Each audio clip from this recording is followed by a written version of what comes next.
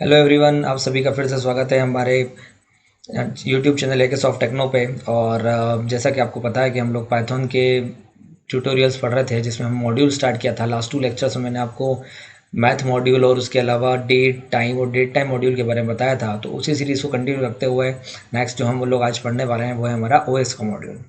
OS module किस काम आता है? OS module allows us to perform many operating system related task. बिल्कुल क्लियरली मेंशन कर रखा है हमने पीपीटी में कि किस काम आता है। ऑपरेटिंग सिस्टम से रिलेटेड कुछ टास्क करना हो तो हमारा ओएस मॉड्यूल काम आता है। यदि आप लोगों को डिस्क ऑपरेटिंग सिस्टम पता हो, माइक्रोसॉफ्ट का ऑपरेटिंग सिस्टम हुआ करता था डीओएस डॉस, तो डॉस में इस टाइप की कुछ कमांड्स होती थी। एक्जैक्टली सेम कमांड हम चला सकते हैं किसमें, पाइथन में भी, और इनका यूज़ करके हमारे अलग अलग काम कर सकते हैं। तो हम लोग स्टार्ट करते हैं हमारी पहली कमांड, जिसका नाम है mkdir कमांड। ऐसा लिखा हुआ है, it is use to create a new directory. एक नई डायरेक्टरी को बनाने काम आती है कौन सी कमांड हमारी? mkdir। और इसके साथ साथ एक और कमांड है rmdir। This command is use to remove a directory but director should be empty. तो ये हम एक एक करके देखते हैं। तो चलिए आइडल ओपन करते हैं। आइडल ओपन करके हम लोग इसको रन करके देखते हैं। तो ये हमने हमारा आइडल का पाइथन का इंटरप्रेटर आइडल ओपन करा है। अब हमें यूज़ करना है ओएस मॉड्यूल का, तो हम लिखेंगे इंपोर्ट ओएस। हमारा ओएस मॉड्यूल ओपन हो गया है। अब मुझे एक डायरेक्टरी बनाना है। डायरेक्टरी क्या करेगी? एक फोल्डर बनाएगी आपकी किसी भी ड्राइव में या डायरेक्टरी के अंदर। आपको जैसे कि जनरली हमें कोई डायरेक्टरी बनानी रहती है तो हम लोग क्या करते हैं, माउस से उस डायरेक्टरी के अंदर जाते हैं और न्यू फोल्डर के ऊपर क्लिक कर देते हैं, या फिर ड्राइव के अंदर जाते हैं और एक नया फोल्डर बनाते हैं, राइट क्लिक करके न्यू करके फोल्डर बना लेते हैं। सेम काम यदि हमें इससे करना है तो हम लोग mkdir कमांड के थ्रू कर सकते हैं। तो अभी मैं आपको दिखाना चाहूँगा कि हमारा जो सी ड्राइव है, सी ड्राइव के अंदर आप देख ही दीजिए, यहाँ पर ये इतनी डायरेक्टरीज हैं और इन डायरेक्टरी में कोई भी डायरेक्टरी न्यू डायरेक्टरी या माई डायरेक्टरी के नाम से नहीं है। तो अब मैं आपको न्यू डायरेक्टरी के नाम से एक डायरेक्टरी बनाकर दिखाता हूँ। तो हमने कमांड लिखी os डॉट, जैसे मैं डॉट लगाऊंगा ओएस मॉड्यूल की आपको सारी मेथड्स पता चल जाएंगी। तो mkdir और ब्रैकेट में हमने डबल कोट्स में लिखा हमें सी ड्राइव के अंदर बनाना है। तो C:// ये पाथ है आपकी डायरेक्टरी का, और हमने डायरेक्टरी का नाम लिखा न्यू डायरेक्टरी।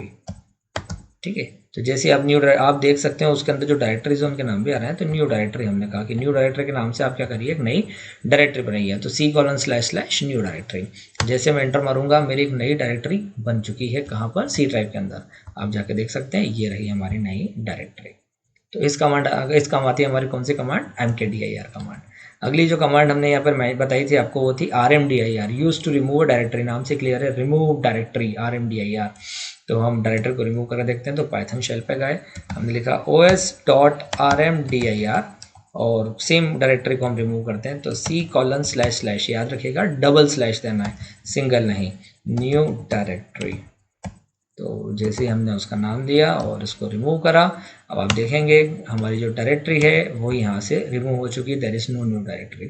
तो mkdir और rmdir, लेकिन rmdir में लिखा हुआ है but directory should be empty. यदि किसी डायरेक्टरी के अंदर और फाइल्स हैं या डायरेक्टरी के अंदर सब डायरेक्टरीज हो उसके अंदर फाइल्स हैं, तो उस डायरेक्टरी को आप डायरेक्टली डिलीट नहीं कर सकते। पहले आपको उसके अंदर की फाइलें और डायरेक्ट सब डायरेक्टरीज रिमूव करना होगी, देन ओनली आप उस डायरेक्टरी को रिमूव कर सकते हैं। आपको ये पता करना है कि आप एक्चुअली कौन सी करंट वर्किंग डायरेक्टरी में है। तो उसके लिए एक मेथड है, उसका नाम है get CWD, that is get current working directory. और आगे लिखा है करंट वर्किंग डायरेक्टरी बताती है, जैसे अभी मुझे पता करना है कि मैं कौन सी वर्किंग डायरेक्टरी में हूँ, मतलब मेरा जो पाइथन का इंटरप्रेटर है उसकी करंट वर्किंग डायरेक्टरी किस में वो काम कर रहा है। तो गेट CWD मैंने लिखा। तो आप देख सकते हैं ये पूरा पाथ है जहाँ पर जो कि हमारी करंट वर्किंग डायरेक्टरी पाइथन में फिलहाल काम कर रही है। इसके अलावा यदि हम चाहते हैं कि हम हमारी जो डायरेक्टरी है उसको चेंज करें, तो उसके लिए हमारे पास कमांड है chdir। तो यहाँ लिखा हुआ है chdir use to change current working directory. आप जो भी डायरेक्टरी चेंज करना चाहें उसमें कर सकते हैं। तो हमने लिखा os.chdir। अभी मैं सी ड्राइव के, ये जो मेरा पाथ था वो था सी ड्राइव के अंदर, मैं सी में नहीं, मैं चाहता हूँ कि मुझे डी ड्राइव में जाना है। तो डी ड्राइव में जाना है तो मैंने लिखा D: और डबल स्लैश मार दिया हमने। हमें डी डायरेक्टरी को हमारी करंट वर्किंग डायरेक्टरी बनाना है। तो ओएस हमने कहा कि चेंज डायरेक्टरी chdir मतलब चेंज डायरेक्टरी टू डी।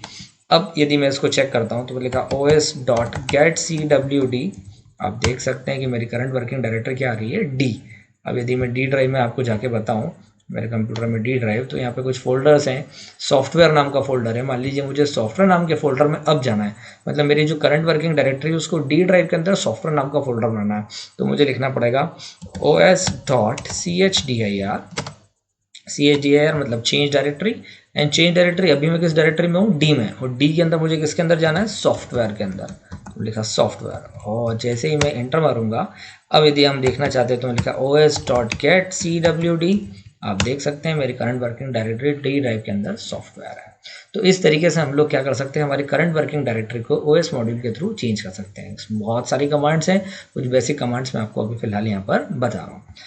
ऐसी एक और कमांड है जिसको पीपीटी में हमने डाल रखा है, जिसका नाम है लिस्ट dir। यदि आप देखना चाहते हैं कि किसी डायरेक्टरी के अंदर कौन कौन सी फाइल्स हैं या कौन कौन सब डायरेक्टरीज उनकी लिस्ट देखना चाहते हैं, तो list dir return the list of files all files and directories in the specified directory. कोई भी डायरेक्टरी के अंदर जो फाइल्स हैं उन या लिस्ट है वो हम देख सकते हैं इसके थ्रू। जैसे मैं देखना चाहता हूँ कि ड्राइव के अंदर प्रोग्राम फाइल्स के अंदर कौन सी फाइल्स वगैरह हैं, तो हम लिखेंगे os.list dir। हमें देखना है कि हमारे सी ड्राइव के अंदर प्रोग्राम फाइल्स फोल्डर के अंदर कौन कौन सी डायरेक्टरीज है। तो जैसे मैंने एंटर करा तो आप देख सकते हैं ये सारी डायरेक्टरीज उसके अंदर हैं, और इनका हम जैसा चाहें इनकी लिस्ट हम कभी भी देख सकते हैं। तो इस टाइप से काम करता है हमारा कौन सा ओएस मॉड्यूल। कुछ बेसिक कमांड्स मैंने आपको बताई है, इसी टाइप से आप और भी कमांड यूज़ कर सकते हैं। और अब आगे चलते हैं इसके बाद। तो नेक्स्ट जो हमारा है वो है स्टैटिस्टिक्स मॉड्यूल। कुछ छोटे छोटे मॉड्यूल्स मैं आपको इसमें ट्यूटोरियल में बता रहा हूँ। तो स्टैटिस्टिक्स मॉड्यूल नाम से क्लियर है आपको कि किस काम आएगा। ये स्टैटिस्टिक्स से रिलेटेड फंक्शन को यदि हम चाहते हैं ऑपरेट करना तो हम इसका यूज़ कर सकते हैं।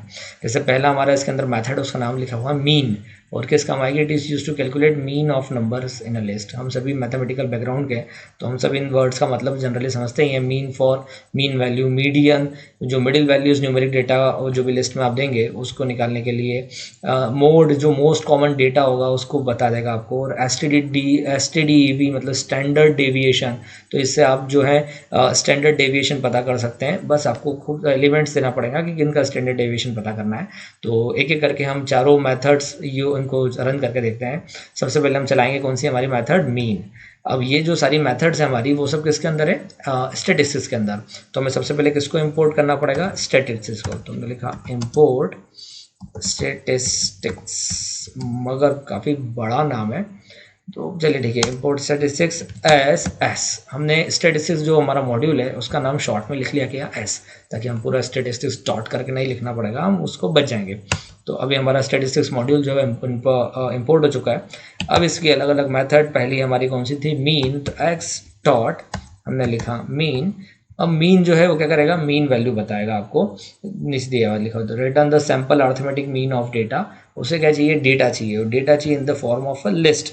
तो हम लोग एक लिस्ट पास कर देते हैं इसमें। तो हमने एक सैम्पल लिस्ट पास कर दी है, तो जो भी इसका मीन वैल्यू है हमारे एक्स में आ जाएगा, दैट इज ऑब्वियसली 3। तो हमारा मीन मिल गया हमें। इसी तरीके से हमारे पास मेथड है कौन सी, मोड। तो हमने लिखा x equal to s dot mode.